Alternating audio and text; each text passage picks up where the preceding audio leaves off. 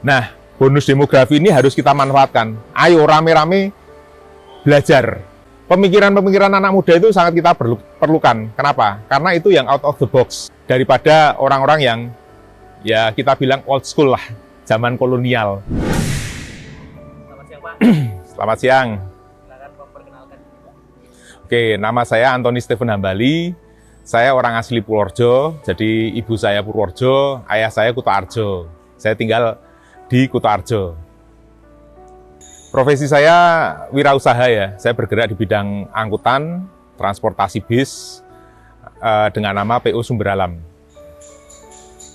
Wah, kalau Sumber Alam itu udah dari zaman ayah saya, jadi dari zaman tahun 75 mulai berdiri, kemudian melayani Yogyakarta, dan pada tahun sekitar 84 atau 85 lah, itu keluarga sudah tidak mau nerusin yang Jakarta, lalu ayah saya memulai usaha ini sendiri. Dan pada 2001 saya mulai membantu ayah. Pada 2017 ayah saya almarhum, kemudian hingga saat ini saya yang meneruskan usaha ini. Oke, memang tiap zaman itu ada tantangannya sendiri-sendiri ya. Jadi kalau zaman kakek saya, mungkin angkatan kakek saya ngalamin zaman perang atau zaman ya pergolakan lah setelah kemerdekaan. Kemudian ayah saya itu mengalami zaman krisis moneter tahun 98 ya. Dan saya sendiri punya cerita yang sangat unik karena kita ini, generasi saya ini, Anda yang nonton ini, pasti kita belum lama ini mengalami sesuatu yang sangat dahsyat, namanya pandemi. Nah, struggle saat pandemi ini memang tidak bisa disamakan untuk setiap orang dan setiap kondisi perusahaan ya. Pasti punya plus minusnya sendiri-sendiri. Dan saya berhasil membawa Sumber Alam melewati pandemi ini pun bagi saya sudah sebuah prestasi itu. Berbisnis itu memang tidak sekedar untung dan rugi, harus ada nilai manfaatnya terutama untuk masyarakat ya. Jadi ayah saya dulu pesen kita ini membawa orang dari Purworejo maupun dari jalur selatan Jawa Tengah ke Jakarta kebanyakan memang untuk bekerja. Tapi beliau punya cita-cita kalau daerah asal kita ini Purworejo ini makmur, maka harapannya apa? Warga Purworejo itu ke Jakarta dolan, nggak hanya sekedar bekerja, buruh istilahnya, ya kan?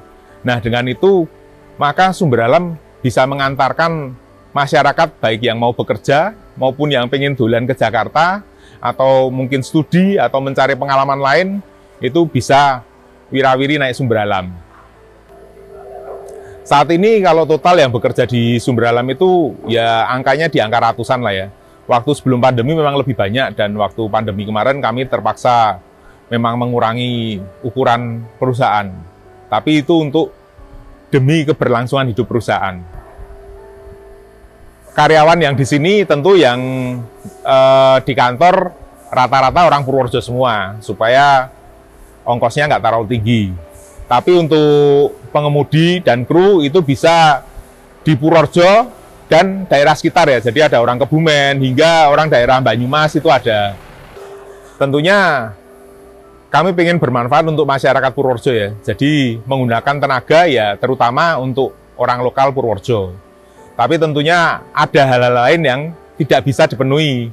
Contohnya, tidak mungkin semua tetangganya orang Kutoarjo itu punya SIM B1 umum.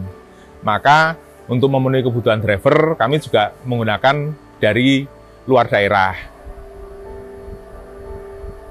Oke, memang betul saya akan nyalek di tahun 2024. Alasannya terutama ya supaya bisa bermanfaat lebih banyak.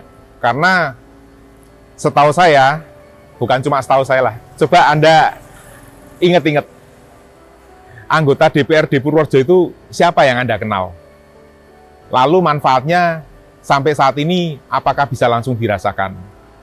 Nah, berangkat dari pemikiran itu dan setelah saya melewati pandemi, saya berpikir, oh hidupnya kita ini mesti lebih bermanfaat untuk orang yang lebih banyak, sebanyak mungkin kalau bisa.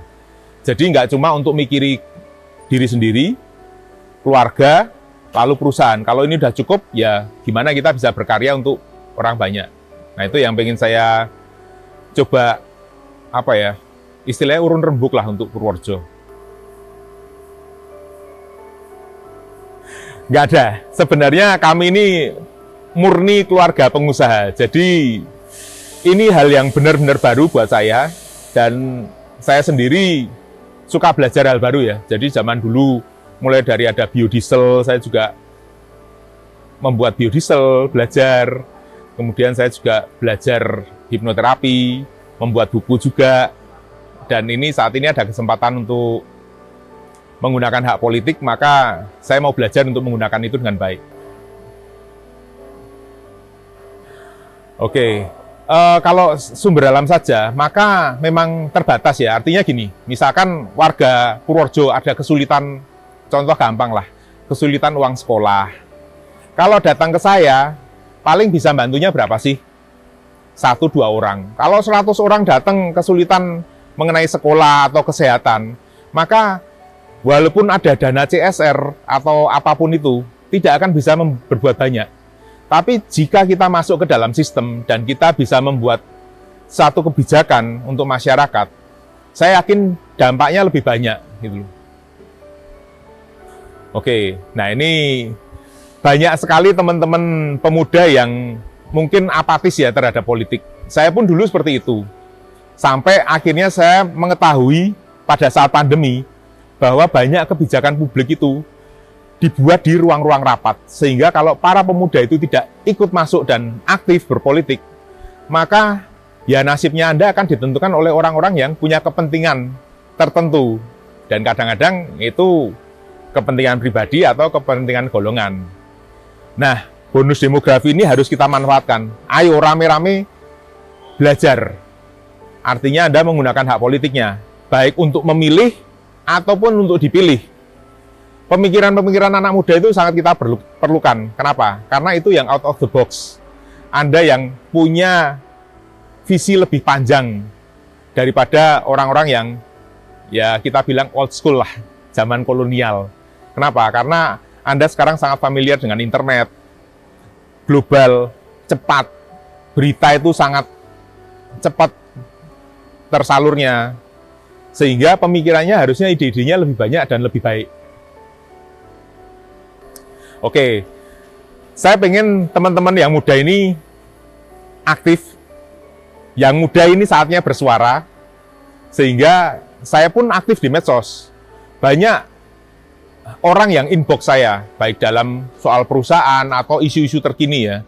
Jadi kadang saya dimintain pendapat mengenai berbagai macam hal, dan saya pengen juga berinteraksi dengan teman-teman anak muda yang selama ini mungkin golput atau apatis, mungkin karena Anda nggak pernah ketemu figur yang ya bisa real bekerja atau menyapa dan berinteraksi langsung.